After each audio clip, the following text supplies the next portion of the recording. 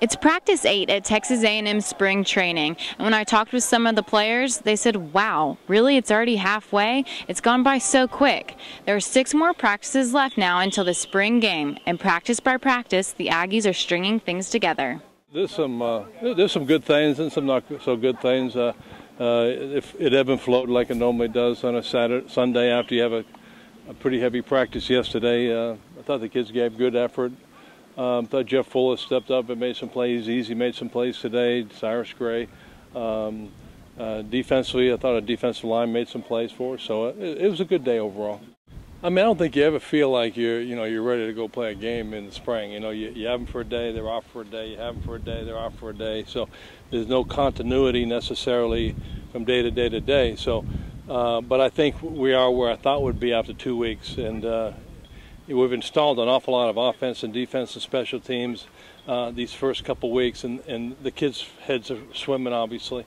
And then for the next couple weeks, now we just fine-tune things and get ready for our first ball game. And so I think the rest of the spring things will pick up, and guys will be sharper because they're not going to have to learn stuff.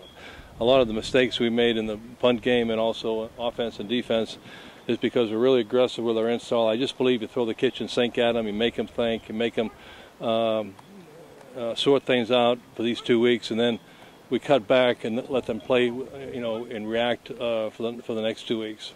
Coach Sherman assesses the second-string quarterback position and is not confident in who will grab the spot, but is confident that the young, fresh-faced quarterbacks battling for the job have all the talent to back up Ryan Tannehill. So I'm not going to make that decision until we get into camp at some point, because it's going to go back and forth, and one day one guy does pretty well, the other guy. So I mean, we're just going to work it out, and then eventually, I would say that decision we made after the first week of camp, and then give the second team quarterback a bulk of the reps, whoever that might be. I was a little nervous coming into it. I thought I wasn't sure how it was going to play out, but I think we'll have a bona fide guy that will be someone who can go into the game and help us win a football game if something would happen to Ryan.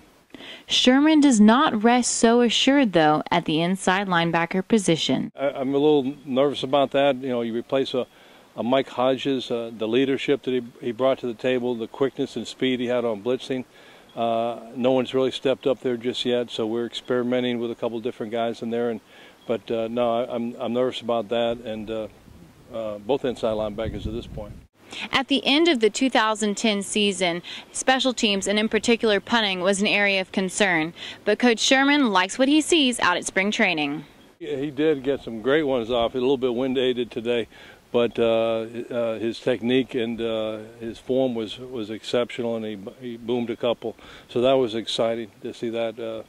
That's really the first time we really punted well. Tune in Tuesday for your next Aggie LTV video. This has been Courtney Rowland for Aggie LTV.